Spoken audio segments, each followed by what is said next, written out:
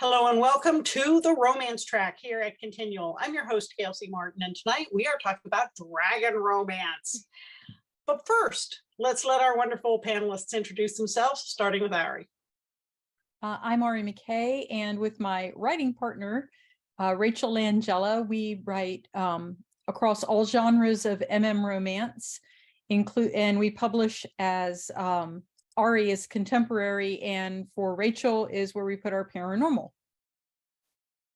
Very good. Kiki.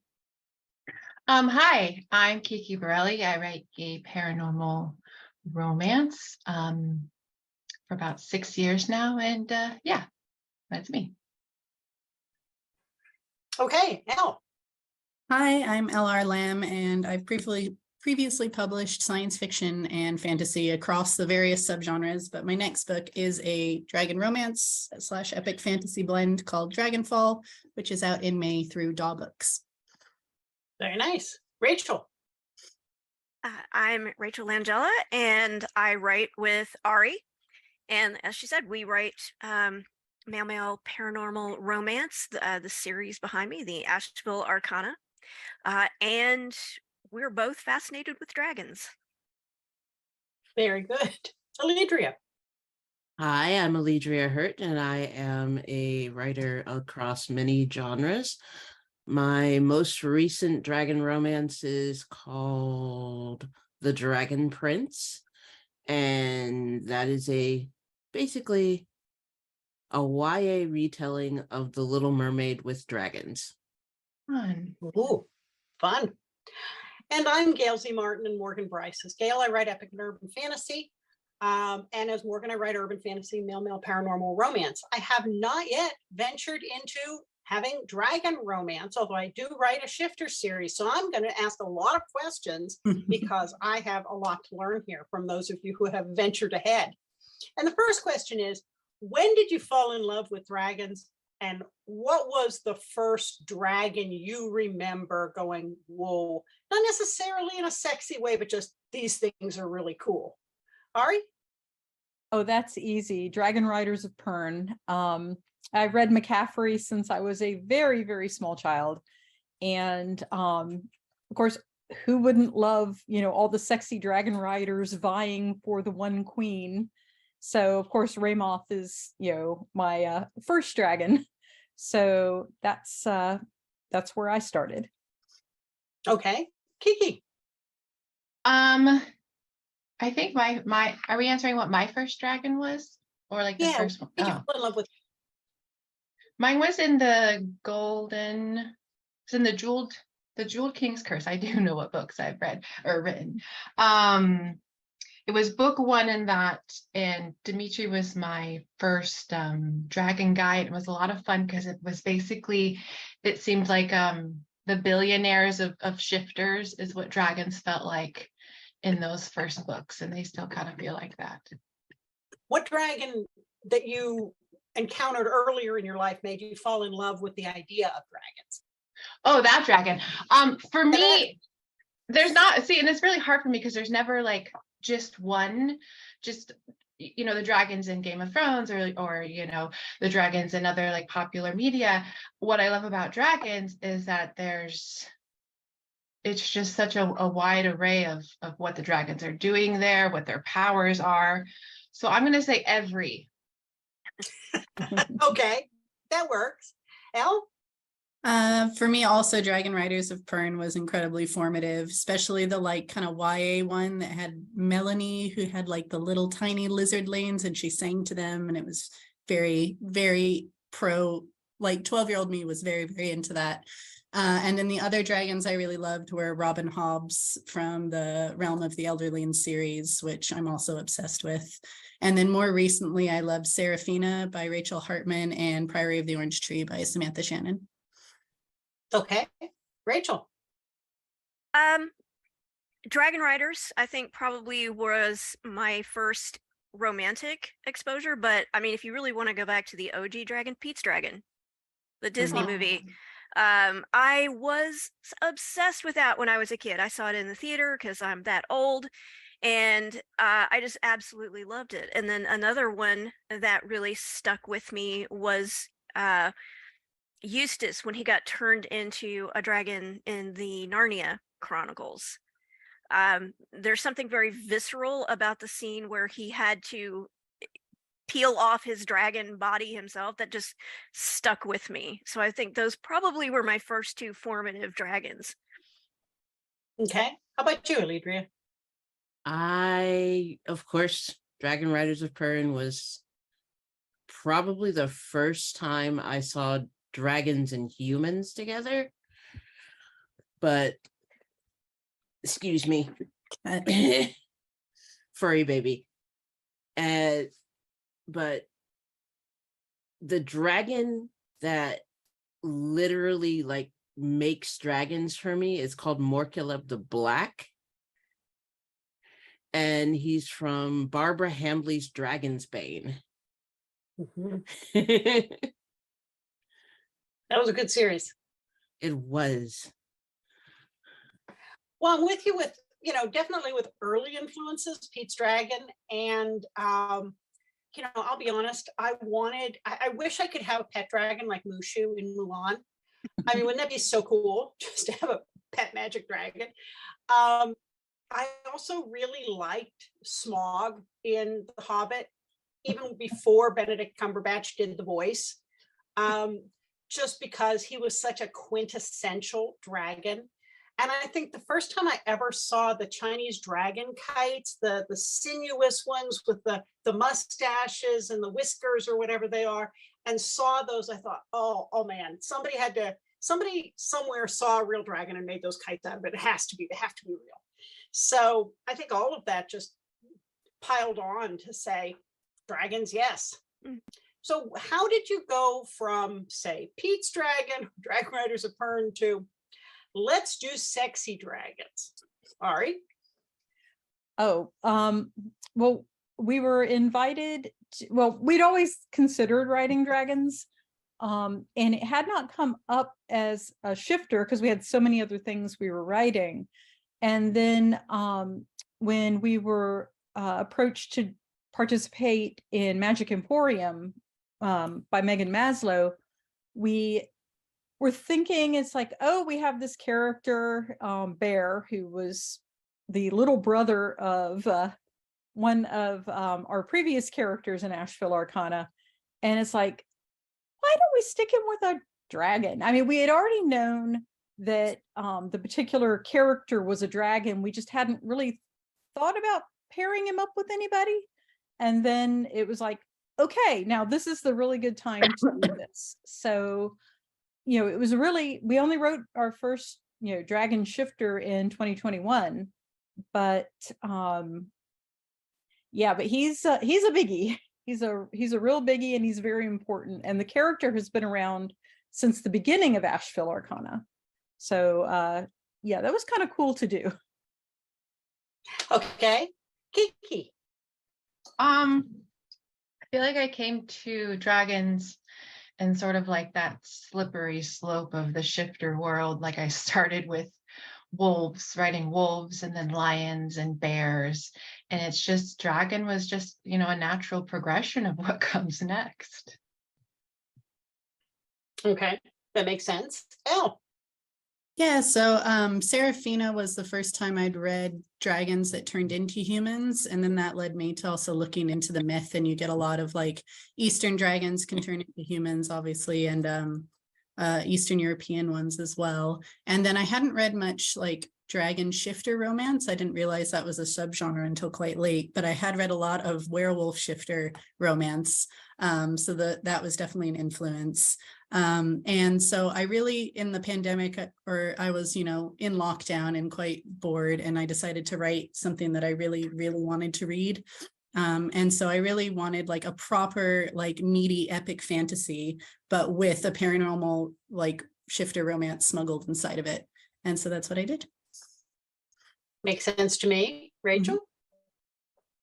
To build on what Ari said, the book in question was Stop Dragging My Heart Around. And the dragon shifter was Gus, who made his first appearance in the very first Asheville Arcana book.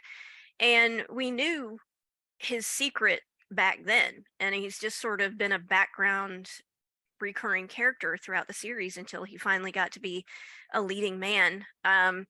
I really think it was inevitable that we got to dragons because we've done ghosts, we've done werewolves, other types of shifters, vampires, angels, demons, everything. You know, it was just a matter of time until we got around to the dragons. Okay, Alledria. I have always been fascinated by dragons, and I've written quite a few different things with dragons in them. So I guess it kind of got to the point where I was like, okay, so how haven't I explored this concept? So it's like, okay, I haven't explored the concept of how do dragons love? Okay, let's write a book about how dragons love. Okay. Now, I know several people have previously written shifter books. Is there anything different about writing dragons as instead of writing the usual, you know, wolf, big cat, possum, squirrel, as it goes?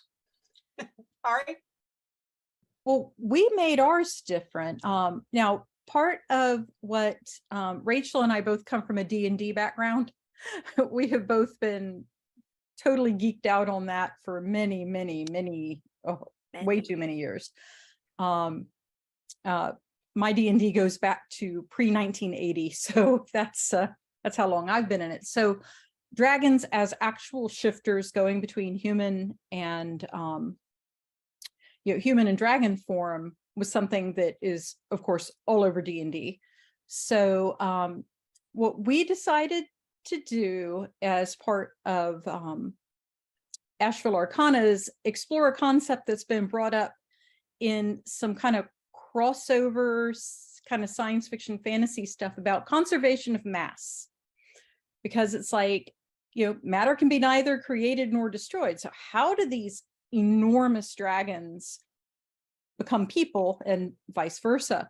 So we leaned hard into that and said that the whole reason a dragon has a horde is because that's where his body comes from.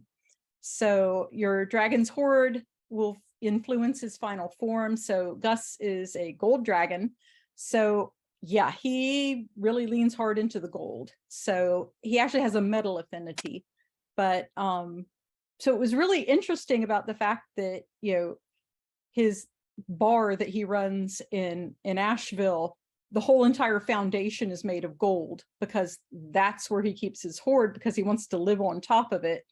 But when he decides to go into his dragon form, yeah, the bar doesn't do so hot after that. Okay, that's an interesting take. Kiki? I keep saying I'm noticing that. It's a weird thing with dragons because when I write wolf shifters or bear shifters, there's a certain element of, yeah, I could see that. That's an acceptable, thing to think someone could turn into. But for some reason, when you make it a dragon, it becomes a little less unacceptable, like a little bit more outstanding. So I feel like when you're writing them, when I am writing them, I took that into account and sort of felt this need to explain them more than I did with my bears turning into humans. Like that just seemed regular. But there's just something with dragons and just, how big and, just how they lend themselves to sort of these huge mythical universes that is different than regular shifters. See, I feel like rude, like I'm putting them regular, not regular. All shifters are the best shifters, obviously, but you know what I mean. I'm gonna shut up. Now, Yeah, I think like when you have a dragon, this is like proper fantasy. You can't really get more fantasy than dragon. So this is my first shifter, but I did do some fun world building. I went on a deep dive looking into lizard reproductive systems and how it works, that was a tangent, man. I recommend a deep dive on Wikipedia if you want to see some interesting things. And I decided to lift a couple. So in my world, the premise basically is like humans and dragons used to be this lovely symbiotic thing. Humans were, of course, terrible and stole dragons' magic and banished them to a dying world. Over the intervening centuries, they forgot this and they now worship their dragon. They worship dragons as gods. So it's basically, what if your gods actually really hated you? Because they didn't forget. And in this world that they were banished to, it's got a not so subtle climate change analogy, and it's slowly getting warmer. And the temperature can affect the sex of eggs. So I now have it that all dragons are hatching female, except for my main character, who's the last male dragon foretold to save his kind, but he's kind of starting out as a failed chosen one, and he's bitter about it. Okay. Rachel. I think in addition to, the whole conservation of mass aside, one of the things that made ours a little bit different was that we had to have Gus fit into the mythos of the sandbox that we were writing in, which draws very heavily from real world folklore. So we needed to have a reason for Gus, a dragon, to be in modern America. So we had to kind of look into, I believe it went Welsh. Yes. Welsh folklore, Welsh lineage, and brought that element in. And so that's where we grounded his background, and to fit him into the world with all the other characters and have it kind of make sense. Okay. Alledria. What was the question? It was, if you've worked with shifters before, how are dragons different, or are they? Oh, well, I don't think I've ever actually officially written shifters before. I've read a lot, though, so dragons differ to me in the simple fact that they are so much bigger. They are so much less what we would term realistic, because I don't think any of us has ever run up against a real dragon. So it would be one of those situations where all of a sudden an apex of apex predators is in your face. So that would make it a very different situation. As for the dragons that as the dragon community that I write, I kind of lifted from old school mythology, a little bit of Barbara Hamby's mythology, and a little bit of, I'm just going to hand wave you and make this up as I go along. That's fair. And speaking of hand wavium, I was once on a convention panel where a couple of the panelists almost came to blows, debating how dragons could fly and what made them able to get their massive bodies off the ground with wings that varied in size, depending on the description. So have you thought about this, or do you just say, hand wavium, it's frickin' magic, IFM? We're not going to focus on the aerodynamics of this, dragons fly. There is no wrong answer. Ari?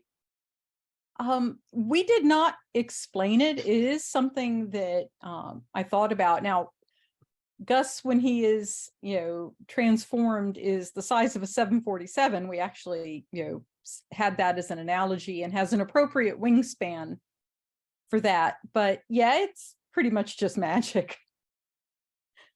Fair enough. Kiki? Yeah, magic, just magic. Magic's the answer.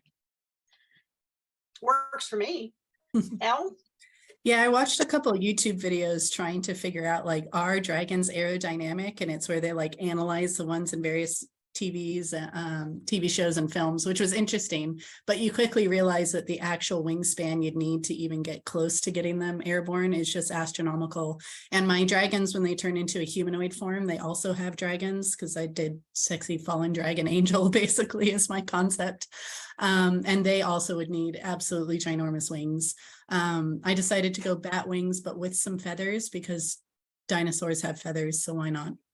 And then, yeah, hand waved magic. That works. Rachel, Magic. I was gonna say, does this keep you up at night? I did not realize people took this quite as seriously until that panel, and then we were just lucky to get out without bloodshed. Alledria? Yeah, I having been in the academic community about dragons for quite a while, is yeah, there are some very staunch people who are like dragons could actually fly, and those who are like, no, that literally physically would not happen. So I tend to, as far as flight is concerned and fire breathing and some of the what we call classical things about dragons, I literally just go, suspend your disbelief, it'll be okay. I mean, it's Fair- dragons. If you can So what's- suspend it for Tolkien, you can suspend it for us. So what's the hardest part about writing a dragon main character, or maybe what are some of the challenges of writing a dragon as a main character in a romance? Like not singeing his romantic partner at intimate moments or things. Me Harry? first? Oh, okay. Sorry.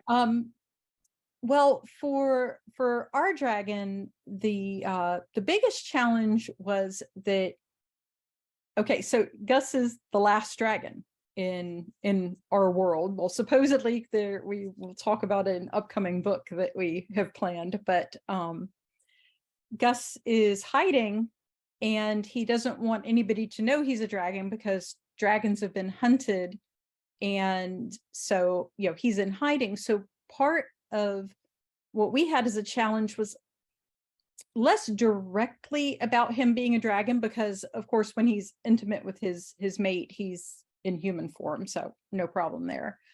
And his mate is also a fire mage who is basically immune to his breath weapon anyway. So we kind of covered the bases on that one. But what we had found as the challenge was letting out hints about what he was slowly enough, for somebody who might be reading the book and not knowing the background, or maybe even not suspecting from the title that he might actually be a dragon, to let out these hints and to have this explanation of how he covers his nature. Why does a magical detection spell not go, oh, dragon shifter? So there were these challenges of a character who was presenting himself as being other than he actually was. That other just happens to be a dragon. Okay. Kiki. For me, I think it was because my dragons happened in a shared world situation. It's really easy. I think Alledria was speaking about this earlier, of that, to give dragons like all this power, to make them this apex predator, I think was your term. It's really easy to kind of make them these super overpowered characters, but when they're in a shared world, they have to be tempered. They have to, have the weaknesses and the vulnerabilities to make them so that you feel stress for them, and you feel like when they're in conflict, they're in actual conflict. I think for me is the hardest part. Okay. Elle. Yeah, so for mine, my main character, Everin, grew up in the dragon world, and then very dramatically in the first chapter falls to the human world and disguises himself as a human. And, they've been able to scry and spy on humans, but inconsistently. So he has some rather large gaps of how humanity works, which results in hilarious hijinks as he tries to pass for human and doesn't do a very good job at it. So that was sort of a challenge, because you need to have him be the fish out of water. You need him to be a bit alien. He's sort of a hunter, so he comes across as quite, furious and dangerous. He hates all humans at the start. So kind of challenging that journey of I hate this human, to I want to have sex with this human. A difficult arc, but I had fun doing it overall. Rachel. To sort of build on what Ari said, the other part of the challenge was having a villain that could actually go after a dragon and have a decent chance of survival. That could not only find the dragon, but also have a decent chance of doing damage, surviving, etc. We had to think long and hard about how to create a character, our villain, who could do that in a way that made sense. And that was a pretty big challenge. Yeah. Alledria. I think the hardest part was the enemies to friends to lovers arc, because of course you're dealing with a completely, when you have I have a human mage and a dragon prince as my main characters, and they come from totally separate worlds where there is obvious aggression between the two, and he's in love, she's not so sure. So that was him convincing her of his interest is one of the major issues in the book. Okay. I want to come back to something Kiki talked about, which was vulnerability. So regardless of what size your dragon is, you've got a creature that is, for all intents and purposes, immortal, extremely powerful, even if they're not all powerful. They can fly, they have claws, they have fire. How do you make them emotionally vulnerable to a mere mortal partner? And how do you realistically put them in some level of danger that wouldn't just destroy the rest of the world along with it? Ari? 2 words, fated mates. That, that was the easy part, because otherwise, we had it so that Gus, since he is in hiding and, doesn't want to get found by anybody who might be hunting dragons, he has not shifted in hundreds of years. And he, has lived at the same spot, not told anybody who or what he is. So his magic is still fairly powerful, but he's very careful not to exercise it in order to raise suspicions about who or what he might be. And as Rachel said, yes, we had the whole big challenge of coming up with a villain who could realistically threaten, this basically, once he shifted, almost invulnerable and super powerful creature. And that was really kind of hard to do. And it did take an awful lot of plotting on our part to come up with, plus the whole thing about having to put in, since we were writing in a shared element universe, putting in a way to bring in the shared element that we needed to put in and actually come up with an object that would save the day. And we were very, very happy with how it came out. But yeah, dragons, I mean, if our dragon had not been in hiding and trying to pretend to be something that, he just pretend to be a normal human, sure, he could have turned around and flamed anybody. And, if anybody ticked him off, he could have lobbed magic at them. But because we were able, by the circumstances of how he was living, to actually tone down everything about him, it made it a lot easier to integrate him, until the big reveal when, he goes full dragon on the guy who's stolen his mate. Okay. Kiki. I think for me, there's something about dragons that make them very open to loneliness. They just seem like lonely creatures, which when they get their mates in your books, that's just something that they cling on to, like Ari said. So putting the mate in risk is always a good way to bring a dragon down. there's also something that seems just very scarce about the population of dragons in the first place. I think in my books, the Jeweled King's Curses, well, I know in my books, there's just not very many of each kind of dragon left. And so you don't want to go about getting yourself in trouble, starting crap if there's not very many of you left. So that's the easiest way. Then the second easiest way to sort of bring that danger element is having dragons fight dragons, because then they've got the same skills and they can just. Elle. Yeah, similar to what Ari and Kiki have said. When they're in dragon form, I kind of do the trope of like, oh, they've got like the soft spot on the throat, where if you shoot right there, that could be a vulnerable part. But Everin is most of the time in book 1 trapped in his human form, which is unusual for him, and he's not very happy about it because he is like half bonded to this human. So it is sort of fated mates and like the soulmate bond, but with a bit of a twist, because it's sort of draining both of their magics and they have to learn to trust each other to complete it. The problem is once that happens, he's supposed to kill the human, but then oops, feelings. And through most of the book as well, the human actually has a bit more power. So like if they touch the dragon, it hurts him, which I didn't realize until halfway through was like accidentally quite kinky. So whoops. Rachel. Kind of like what Kiki was saying, there is some vulnerability through loneliness and scarcity. As Ari mentioned, Gus believes that he is the last dragon, like the last one. There are no more. And so he has been very careful about protecting himself. And yet where he chooses to hide is in a bar that he owns. And so he gets exposed to the rainbow of humanity every single day.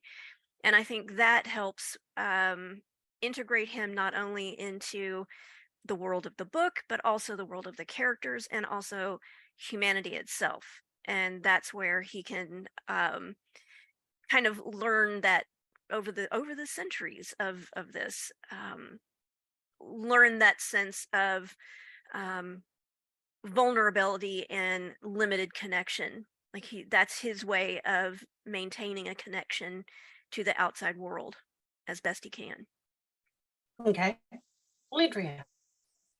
My dragon main character runs up against a creature called the Raven Witch, who is an exiled dragon, who basically takes his dragon form away.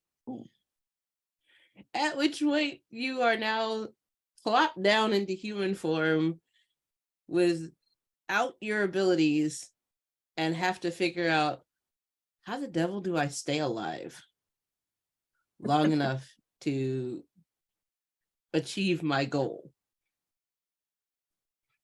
That makes sense.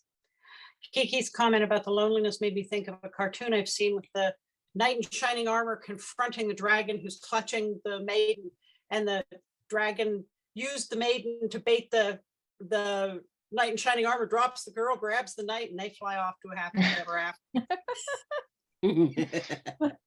Yes. Works for me. Now, is there a cost to your dragons for shifting? Like, can they only shift back and forth between dragon and human every so often? Like, does it deplete them? If they shift, do they immediately have all their powers, or do they kind of have to come online? Is there basically a cost or some sort of thing to work around when they shift to kind of balance out all that amazing power? Ari? Oh yeah, for Gus, he can't shift if he doesn't have his horde.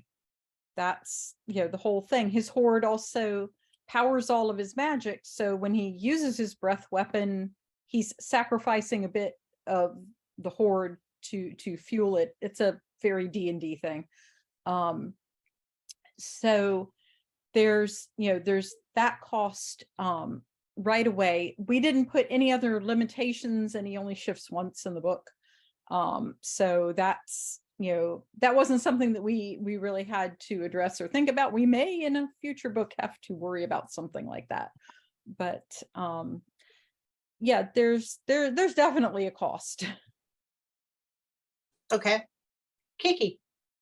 I was trying to think about it, and I don't think that there is one. I think in pretty much all of my shifter worlds, the only sort of change that they feel is sort of a freedom when they're in their animal or creature forms, but it's not something that drains any power on them or anything like that. But when they're in their dragon forms, they pretty much just have dragon abilities like strength, and they can fly, and there's like a couple other small ones, but my dragons don't have a lot of like other superpowers, I guess.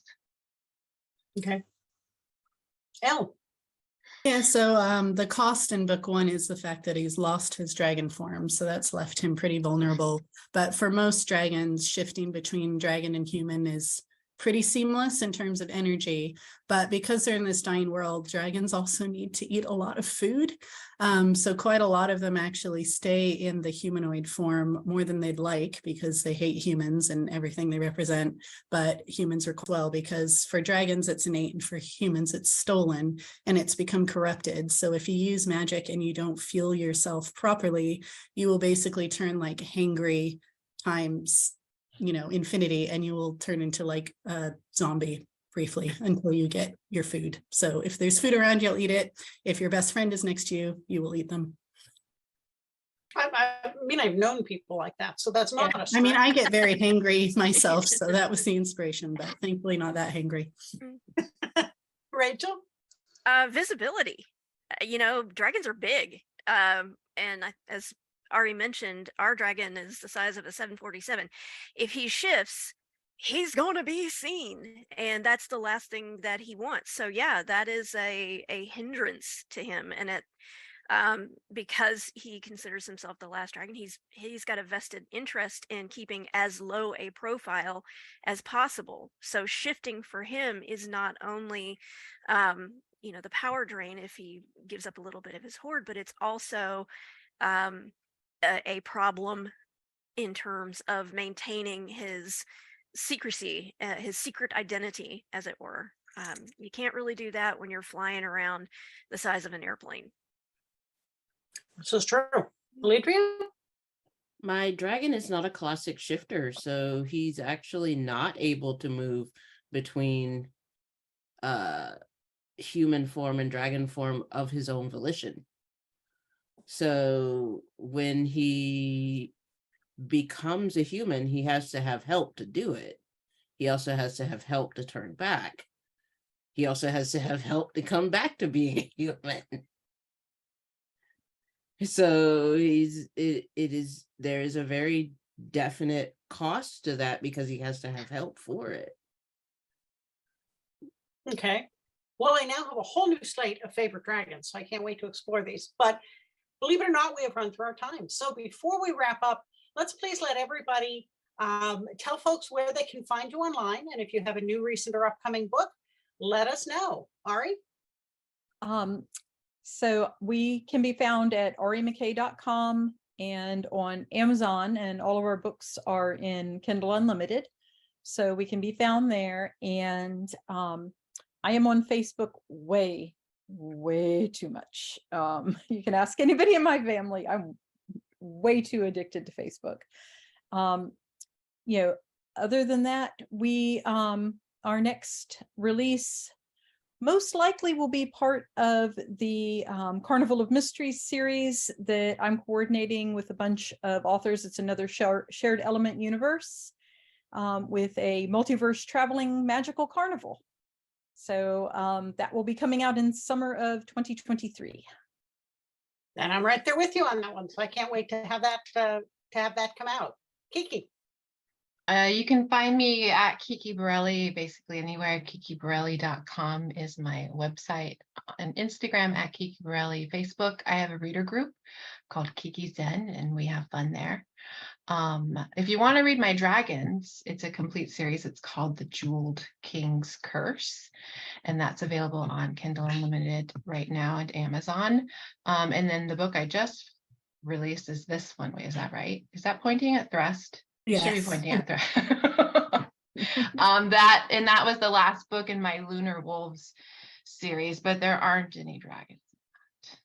Sorry. Okay. Elle? So I'm lrlam.co.uk. And then on Instagram and Twitter, I'm both lr_lam. And I am very slowly going to attempt TikTok this year. We'll see if it works. I haven't uploaded anything yet. And that annoyingly has to be _lr_lam because someone took the username. Darn it.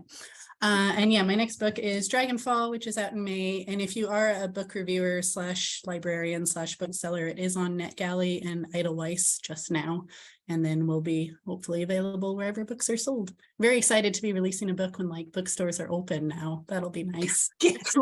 Last like 3 have been in like various states of closing things down. So fingers crossed. Yeah, hold on to that. Yeah. Rachel. Yeah, so links to all of our socials and our Amazon links are on our website, remckay.com. Our dragon book, let me go, is Stop Dragging My Heart Around. And even though it is part of the Asheville Arcana series, it does work as a standalone. The first 3 books kind of build on each other, but Gus and Bear's story it's pretty self-contained. So if you're interested in that dragon, you can pick it up and don't have to worry about reading everything leading up to it. Okay. Alledria. You can find me at alledriahurt.com. I am generally, if you can spell my first name, you can find me anywhere on the internet. So I am fairly easy to find on that, although my Twitter is called Our Lady of Ashes. So that is the one outlier. And The Dragon Prince came out last year. This year in January, I am putting out a YA fantasy, YA sci-fi novel called Align. Very nice. And I'm pretty easy to find at gailzmartin.com, morganbryce.com. If you spell the names right, you'll find me not only on the web pages, but on all my social media sites. And I'm on pretty much most of them. The new book that is coming out is Light My Way Home. It'll be a novella in the Treasure Trail series. And after that is Peacemaker, which is a brand new book in the Sharps and Springfield series, brand new series. So lots coming up. Thank you all so much for being here.